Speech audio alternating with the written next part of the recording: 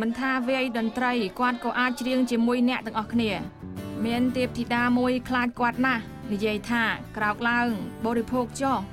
គាត់ថែមទាំងយកកំណាព្យគ្រឹះអានដោយប្រើទឹកមុខតាមបែបបទម្នាក់មានសម្បុរខ្មៅនេះគាត់ជាកូនប្រសារអ្នកតៃវ៉ាន់ក៏ជាលោកសង្ឃកាតូលិកម្នាក់ឈ្មោះ Shinru ពេលខ្ញុំឃើញគាត់លើកដំបូងមានអារម្មណ៍ថាគាត់ប្រៀបដូចជាអ្នកផ្ទះរបស់ខ្ញុំអញ្ចឹងមើលទៅមានអារម្មណ៍ស្រួលខ្លួនដូច្នេះហើយគាត់ធ្វើឲ្យខ្ញុំមានអារម្មណ៍ល្អទៅលើគាត់នៅក្នុងសាសនាចាស់អ្នកទាំងពីរតែងដើរតាមគ្នារហូតធ្វើឲ្យគេមានចិត្តច្រណែនប៉ុន្តែនៅ15ឆ្នាំមុនពេលអ្នកទាំងពីរស្នេហាគ្នាអ្នកត្រីសៀវហាន់យីធ្វើតែឆ្លោះប្រកែកបែកបាក់ជាមួយគ្រួសារគាត់ទៅហើយពីព្រោះម្ដាយខ្ញុំបានប្រកាសថាប្រសិនបើខ្ញុំរៀបការជាមួយគាត់នឹងបោះបង់ខ្ញុំចោលដោយមិនទទួលស្គាល់ជាកូនឡើយដូច្នេះហើយនៅពេលនោះម្ដាយនិងកូនមានទំនាស់គ្នាខ្លាំងណាស់ដោយសារម្ដាយខាងត្រីប្រកែកពេលនោះលោកស៊ីនឬមិនចង់ឲ្យភរិយាគាត់ចង្អៀតចិត្តរវាងម្ដាយនិងកូនគាត់ក៏សម្រេចចិត្តចាកចេញពីតៃវ៉ាន់តែមិននឹកស្មានថាភរិយាគាត់មានចិត្តរឹងរូសក៏ចំណាយពេល20ម៉ោងរត់ទៅរកគាត់ដល់ស្រុកកំណើតគាត់មានគំនិតថាពួកខ្ញុំអាចទៅរៀបការនៅស្រុកកំណើតរបស់គាត់បានដំបូងគាត់គ្រាន់តែថាទេតែមិននឹកស្មានថាខ្ញុំពិតជាទៅមែន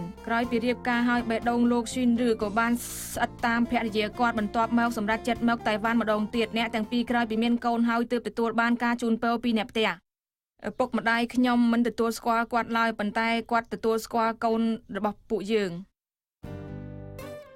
ក្រោយពីមកតៃវ៉ាន់ហើយលោកស៊ីនឬក៏បានបើកសាសនាចាស់ឯភរិយាគាត់បង្រៀនអង់គ្លេសផងជួយការងារគាត់ផងអ្វីត្បិតតែគាត់ពឹងផ្អែកទៅលើប្រាក់ឧបត្ថម្ភមូលនិធិមិនកំណត់តែជីវភាពគាត់តែងនាំមកនៅស្នាមញញឹមជានិច្ច